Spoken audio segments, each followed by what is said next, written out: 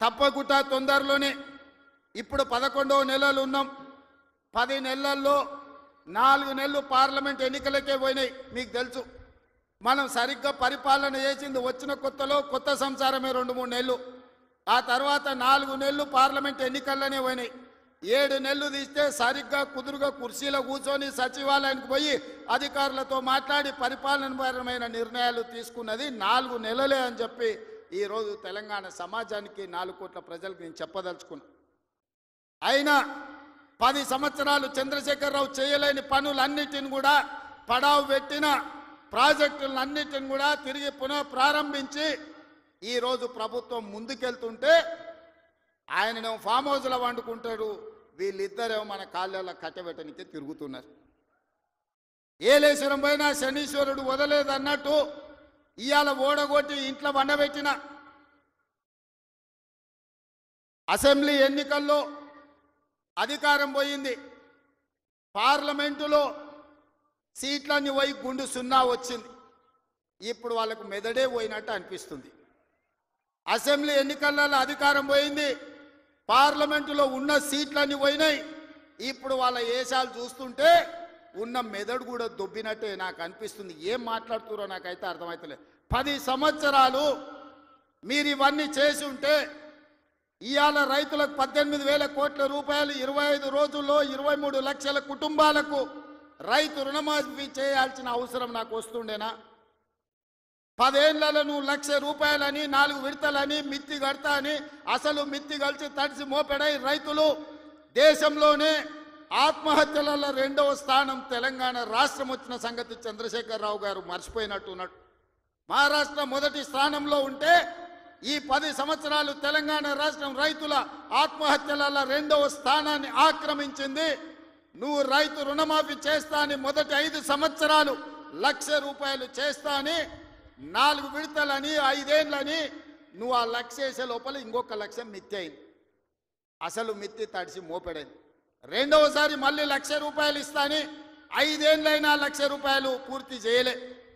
ఆ 5 ఏళ్ళలో ఆయన ఇచ్చింది 11,000 కోట్ల రూపాయలు. ఇవాళ చంద్రశేఖరరావు గారిని అసెంబ్లీకి రమ్మనుండ్రి, లెక్కలన్నీ తీసి నేను చదివి వినిపిస్తా.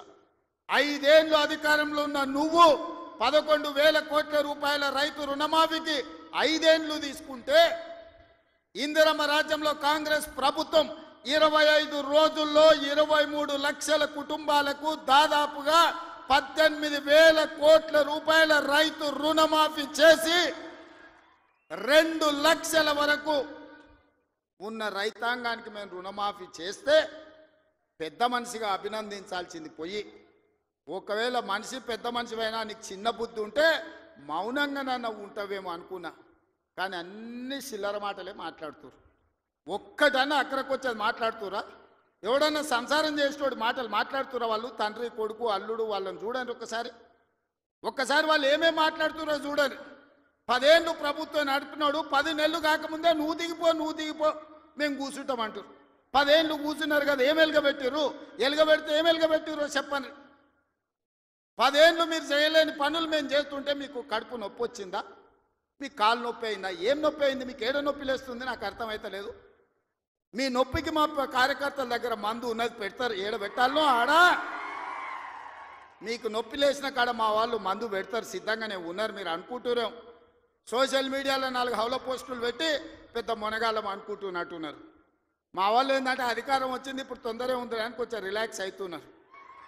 వస్తున్నాయి స్థానిక సంస్థల ఎన్నికలు, మా వాళ్ళు తయారవుతారు, అప్పుడు తెలుస్తుంది ఇద్దరికి బామార్దులకు. ఇవాళ నేను అడిగేది ఒక్కటే, 10 ఏళ్ళల్లో నువ్వు చేసిన రైతు రుణమాఫీ అంతా లెక్కలు తీద్దాం. ప్రభుత్వం నా దగ్గరనే ఉంది, వ్యవసాయ శాఖ మంత్రి ఈ వేదిక మీదనే ఉన్నారు, తుమ్మల నాగేశ్వరరావు గారు. మొదటి 5 ఏళ్ళల్లో ఎంత విడత ఎంతమంది రైతులకు ఎంత రుణమాఫీ చేసినో లెక్కలు చెప్పుదాం. 2వ విడత 5 ఏళ్ళల్లో మళ్ళీ అధికారంలోకి వచ్చినాక ఎంతమంది రైతులకు ఎన్ని కోట్ల రూపాయలు ఇచ్చినో లెక్క తీద్దాం. 25 రోజుల్లో మనము 2 లక్షల రూపాయల మేరకు రైతులకు చేసిన రుణమాఫీని 2014 నుంచి 2018 వరకు, 2018 నుంచి 2023 డిసెంబర్ వరకు, 2023 డిసెంబర్ నుంచి 2024 డిసెంబర్ వరకు 3 సార్లు రైతు రుణమాఫీలో 2 సార్లు చంద్రశేఖరరావు చేస్తే ఒక్కసారి ఈ వేదిక మీద ఉన్న మా మిత్రులందరూ చేసిర్రు. లెక్కలు తీద్దాం, వాస్తవాలు మాట్లాడదాం. చంద్రశేఖరరావు గారు, మీరు అసెంబ్లీకి రాండి. నీకు ధైర్యం ఉంటే, నిజాన్ని ఎదుర్కొనే చిత్తశుద్ధి నీకుంటే రా అసెంబ్లీలకు. మా వ్యవసాయ శాఖ మంత్రి ఈ రోజు నీకు లెక్కలు చెప్తాడు. ఏమన్నా తక్కువ పడితే మిగతా సంగతి నేను చూసుకుంటా. అదేవిధంగా తెలంగాణ ఉద్యమమే నిరుద్యోగ సమస్య. ఈ నిరుద్యోగ సమస్యనే తెలంగాణ రాష్ట్రాన్ని సాధించి వందలాది మంది బిడ్డలు ఆత్మ బలిదానాలు చేసుకొని సాధించుకున్న తెలంగాణలో 10 నెలల్లో నేను 50,000 ఉద్యోగాలు ఇచ్చిన ప్రభుత్వ ఉద్యోగాలను 10 ఏళ్లలో నువ్వు ఎన్ని ఇచ్చినవో లెక్క కట్టు, తలకాయ లెక్క పెడదాం.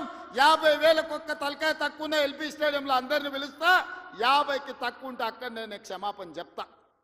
స్వతంత్రం వచ్చినప్పటి నుంచి భారతదేశంలో ఏ రాష్ట్రం కూడా మొదటి సంవత్సరంలో 10 నెలల్లో 50,000 ఉద్యోగాలు ఇవ్వలేదు.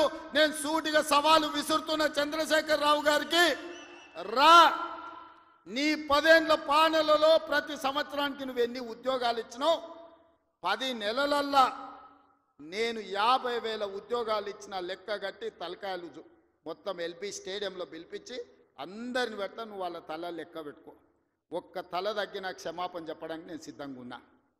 అన్ని చిల్లర మాటలే. మా తాత ఉన్నప్పుడే నోటిఫికేషన్ ఇచ్చాడు, మా ముత్తాత ఉన్నప్పుడే మేము ఇవన్నీ చేసినాం అంటాడు. వెనకటికి ఎవడోనంటే వాడిని తాతలు నేతులు తాగుతానంట, ఇప్పుడు వీడు మూతులు నాకిండంట. గట్లున్నది వీళ్ళ మాటలు. చెప్పుకోవడానికి బాగానే ఉంటుంది. మా చచ్చిపోయిన బర్రె పగిలిపోయిన కుండ నిండా పాలిస్తుండని. బర్రె చచ్చింది, కుండ పగిలింది. ఇంకా బుద్ధి మాత్రం మారలేదు వీళ్ళకు. అందుకే ఇవాళ రైతు రుణమాఫీ విషయంలో కానీ, నిరుద్యోగ సమస్య విషయంలో కానీ, ఆర్టీసీలో ఆడబిడ్డలకు ఉచిత ప్రయాణం ఏదైతే ఇచ్చినామో 1,10,00,000 మంది ఆడబిడ్డలు ఈరోజు అమ్మగారి ఇంటికోవాలన్నా, రాముల వారిని దర్శించుకోవాలన్నా ఒక్క రూపాయి ఒక్క పైసా లేకున్నా పోవచ్చు. 3,700 కోట్ల రూపాయలు మంత్రి పొన్నం ప్రభాకర్ గారు ఇవాళ ఖర్చు పెట్టి ఆడబిడ్డలకు ఉచిత బస్సు ప్రయాణం ఇచ్చాడు.